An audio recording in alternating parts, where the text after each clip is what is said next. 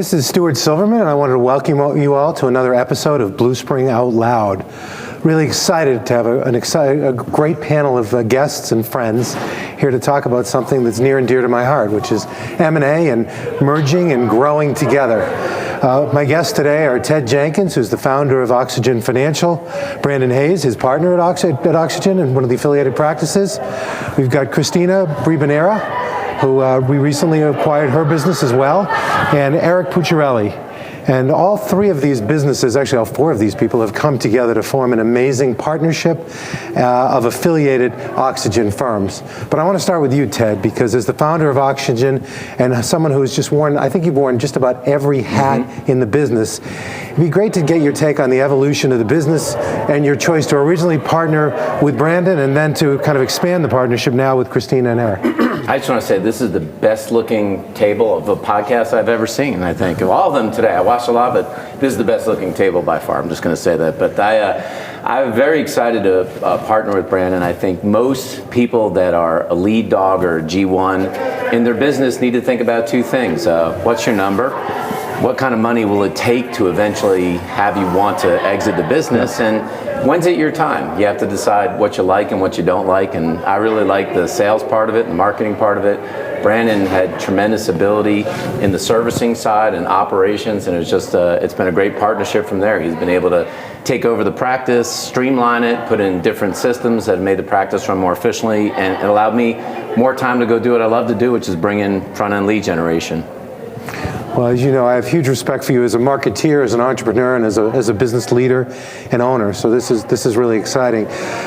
You were acquired by Blue Spring 2.5 years ago, and I think I'll turn to Brandon and kind of ask you, what have the last couple of years been like? What's it been like for you? Because it's a lot of change, but also, as Ted just said, you've taken over a lot of the responsibilities and kind of changed your partnership and evolved.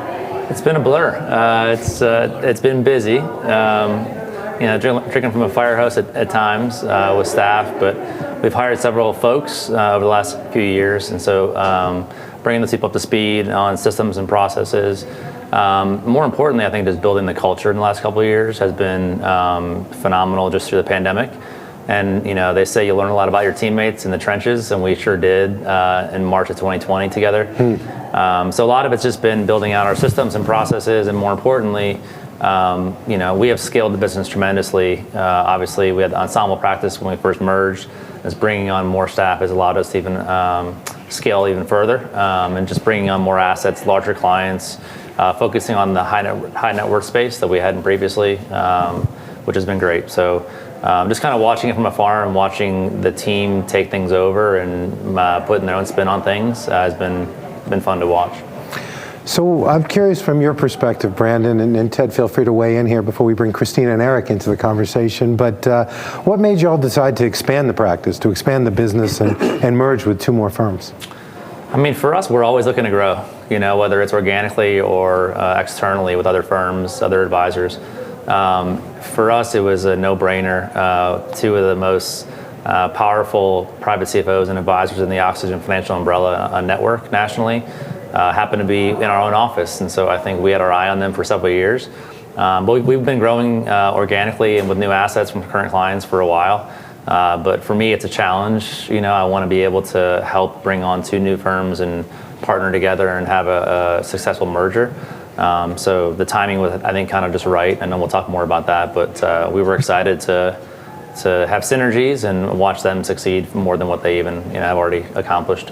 And if you want, maybe we'll go back, Ted, a little bit, and if someone can weigh in here, on, from your perspective, just a little history on Oxygen and how these affiliated practices fit in, and even the size of what this looks like as a merger, if you could all comment on that. Yeah, I mean, it's absolutely bananas to see this thing come full circle. Started this business in the crash of 2008 with literally no assets and no clients, and very fortunate that one of our key values of the firm has always been loyalty. And Eric and Christina joined basically the day that we opened up our doors, and they didn't really have any clients and any assets under management. And Brandon joined shortly thereafter. In the last decade, they've been instrumental in growing the culture of what oxygen stands for in the city of Atlanta, and really powerhousing through this Gen XY model, which is really where we started, hence the derivative of oxygen. The last 5 letters are XY Gen, and that's how this thing came about. So to see them all come full circle in here, be able to earn a lot of money, but be able to continue their careers and grow within Blue Spring is pretty exciting to see that. And it's kind of exciting to also understand the history of this, because Ted and Brandon were partners when Blue Spring made the acquisition 2.5 years ago, and now with 2 more firms joining. What's your overall size going to look like if you look at the assets and number of employees? I think it'll be close to $1 billion of assets, 17 employees, soon to be probably 20, which is our growth.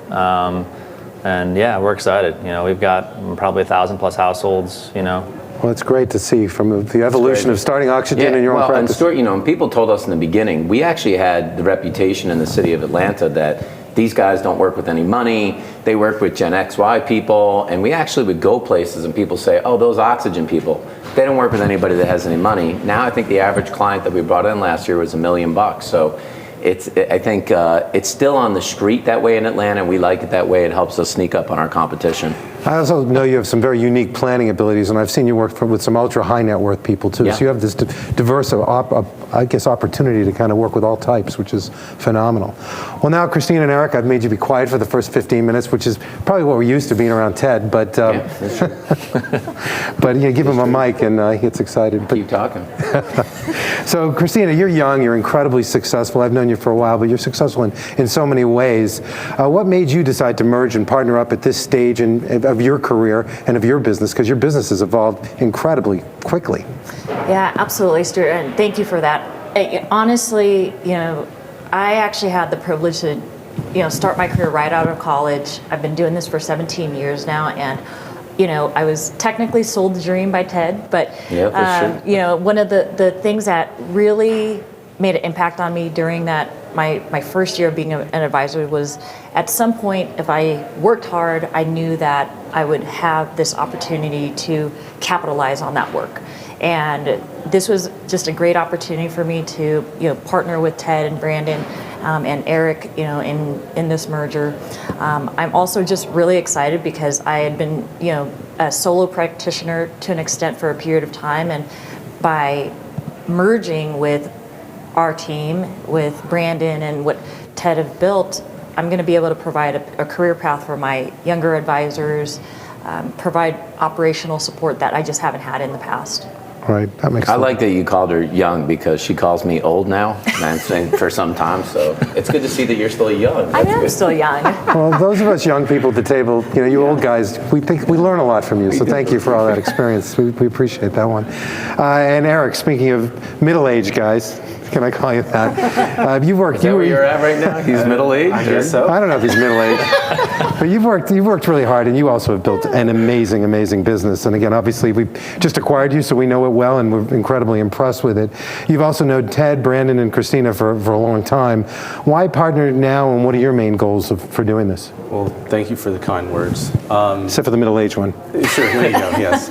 I think for me, it's been a journey of building the book and doing it solo for a lot of times, or having one other person to help me build it. And you get to a point where you feel like you hit a ceiling and you can't grow anymore. And so this gave me the opportunity, as Christina already said, to number one, capitalize, but number two, provide a career path for people on my team. But then number three is that it gives us the chance, and we've known each other for so long, and we all have an appreciation for hard work, to take advantage of those synergies and work on building something massive based around the Atlanta area or even the Southeast.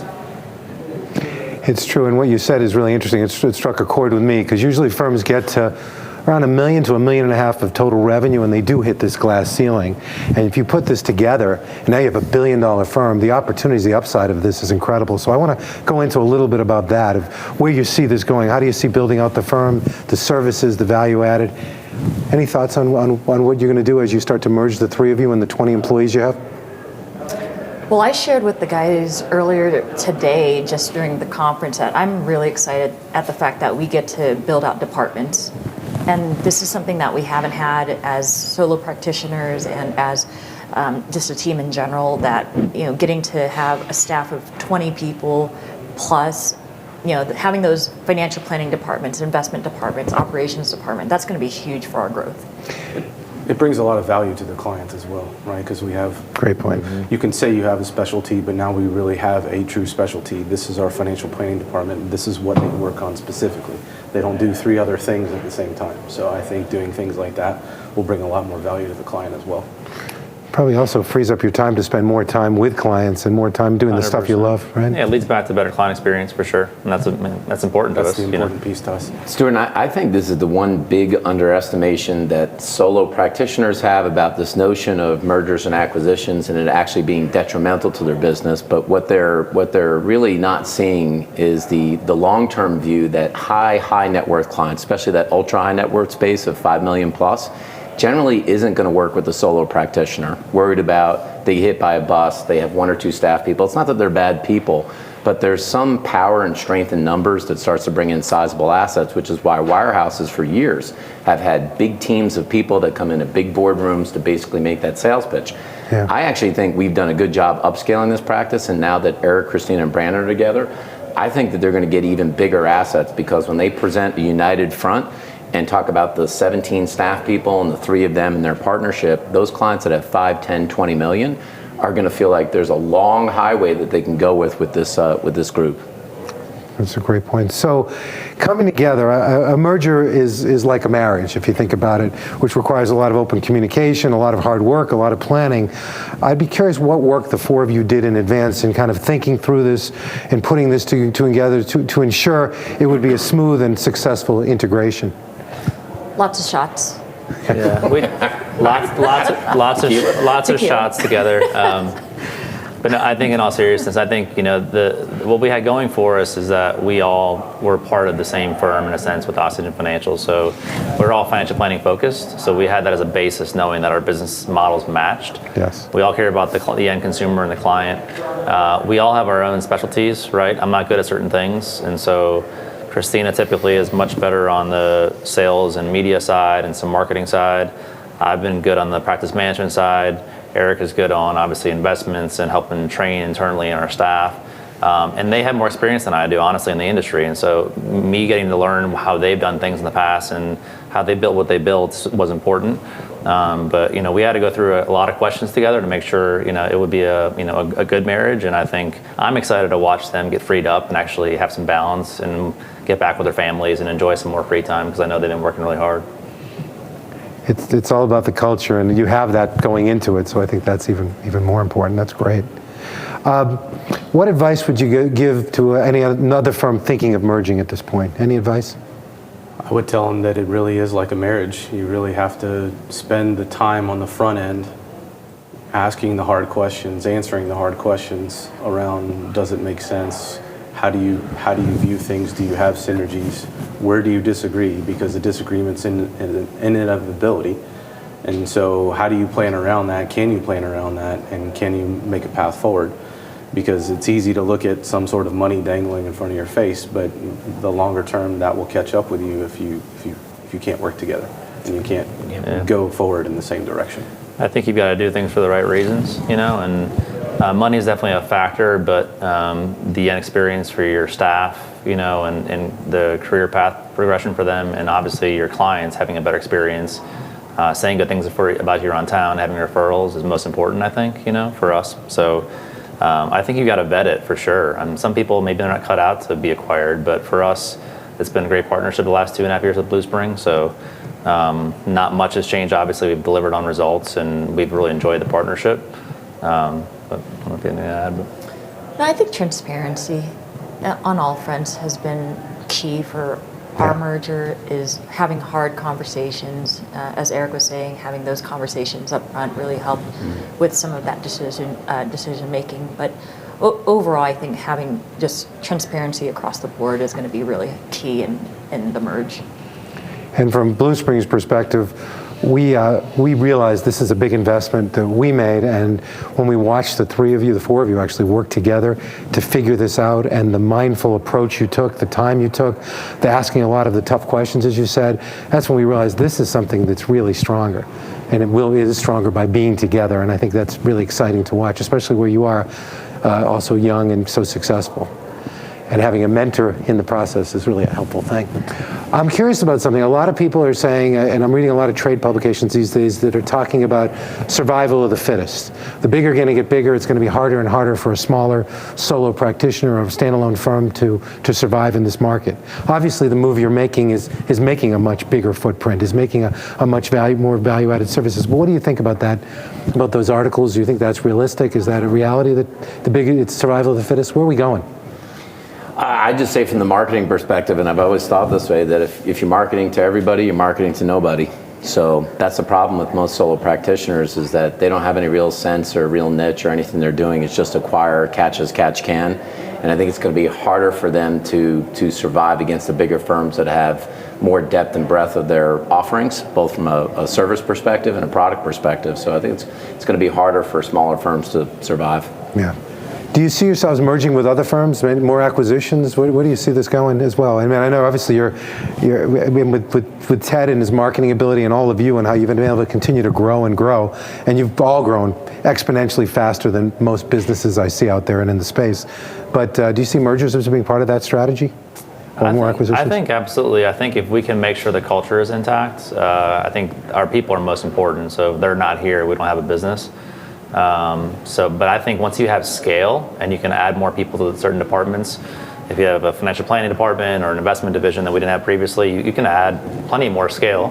But I think those solo practitioners, and obviously Eric and Christina know this, you hit a capacity, and at some point, the compliance environment's not getting any better in our industry. And so the more forms you have to do and more liability you have, I think those folks are going to look to be part of a team, something bigger. I think you'll see more of a roll up in consolidation, going forward. So for me, it's unusual to be with we call the founder, the G1, the successor, the G2, which is all of you, although you're all kind of wear both hats because you were founders and successors. But now we're also thinking G3s, which you have in your group, which are sort of that next up and coming group of junior advisors who are growing into more and more of a role. How does this impact them? What do you see this? How does this impact their future, their trajectory? I think the one word is opportunity. Whether we acquire more people, clients organically and more assets, or it's a new firm we acquire, we need people that are competent, that know the planning industry and investment industry and can give proper advice. And they're in a great situation and a great seat. There's a lot of opportunity in front of them right now. And I would love nothing more than to give them, some new titles and partner status and those kind of things down the road, obviously, as they earn it. Yeah, I think our industry is a little bit behind, when you look at law firms and CPA firms, like large regional accounting firms and law firms that have brought in associates for a number of years and then had them move through a partner track. I mean, we just, in the independent world, it just hasn't been operative that way, and I think it will operate that way as groups like ours get put together. You're going to have people like that they see, if I work hard for 5-7 years, I've got an opportunity to go to a higher level and be able to, whatever we call it, make partner or be a senior advisor. So I think, like Brandon said, when you get from $1 billion to $2 billion, the opportunities are going to be there because one person can only service, so many people. Yeah, it's the team approach, I think, is what makes a difference. So what other advice would you give as we start to wind up on the time? I'd be curious if another firm's considering this, if you were at different stages, because you've all worn so many, actually every hat in the business, but any advice you'd give to someone considering this or looking at their smaller or larger firm, where they should be going or what they should be thinking about? I think you got to figure out, it's the industry's obviously shifting. There's a lot of capital in the space right now of acquiring firms, and some people want to remain autonomous and be on their own. That's probably fine, but having deeper pockets of where you can acquire firms to grow, I think it's great. I think the industry is changing. I think those folks that don't focus on financial planning are going to probably be left in the dark. Yeah. Investment management is important, but let's be honest, the AI and other stuff is happening out there. So you got to figure out if you have the team to be able to take the workload of doing all the planning work for clients and keep that trust and keep that client on that path. Otherwise, I think people are missing the boat, as far as other lines of business in our industry. I just say from a G1 perspective, I think if you're a lead advisor that has a business that does $1 million or more of revenue, or especially $1 million more of profits, I mean, you just got to ask yourself, how long is the environment going to last the way that it is?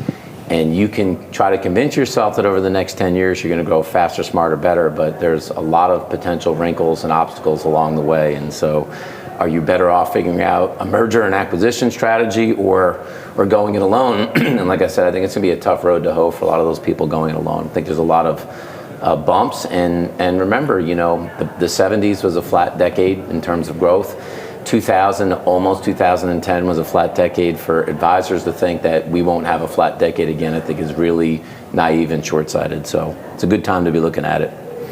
And my last question, my curveball question, but feel free to elaborate on anything you want. Well, let's say we're sitting here at this wonderful table 5 or 10 years from now. What does the firm look like? What do you all look like? Where do you see yourself being? And I'm sure I don't know if you've talked about that or not, but that's what I'm curious about.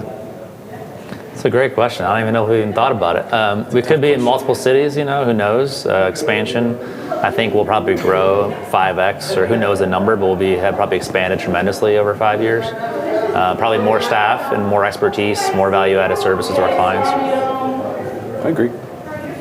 I think you can take into account maybe the rule of sevens. So, if we look at 5 to 7 years from now, potentially doubling assets under management, maybe doubling staff, potentially.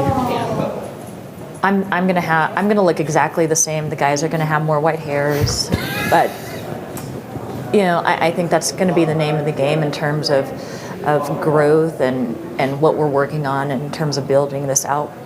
I feel like Senator Jenkins has a good ring to it. No, Senator? I never inhaled. I see myself doing what I've always done, which is rainmake. However that shakes out, I'm going to be at the top of the funnel generating leads, and I don't really see doing much else besides that. So. This has to feel really, really good to you, because this was sort of a dream and a vision you had when you started Oxygen and kind of helped people launch their careers. And now you're sort of seeing, I wouldn't call it the back end because you're all so young, but people monetize the businesses they built. How do you feel about that? Is this what you saw happening when you started this thing? No, I don't think I thought it was going to turn out like this per se, but why do you get into leadership? I mean, of course you want to grow your own net worth, but at the end of the day, you could have as much money as you want. There's only so many things you're going to buy, and it does a lot of good to see other people be able to financially do well. And I know that these three are going to be, they're not going to skip a meal. They're going to do okay, and there's more in our company that will do that. And that's when it's all said and done, being able to leave a little bit of a legacy is a good thing, and it's a lot of fun. Yeah, I would agree with that. Well, to me, again, this has been really exciting. And from Blue Spring's perspective, who's obviously the investor in these businesses, we're very excited about partnering up with you. We invest in entrepreneurs, and you guys are all true entrepreneurs. What we try to do is take your secret sauce and put it on steroids, which is what we're doing. We're not trying to change what you do so well. We're just trying to help create more efficiency and help you continue to grow it. So I like hearing your dreams for the vision and visions for the future. I'm pretty sure you're going to exceed them. And I'm pretty sure we're going to be sitting here, and we're going to need a bigger table. But this is really exciting. Yeah. So thank you all for attending this session of Blue Spring Out Loud. Thanks for having us. Great to have you, and thanks for sharing with everybody else. Thank you. Appreciate it.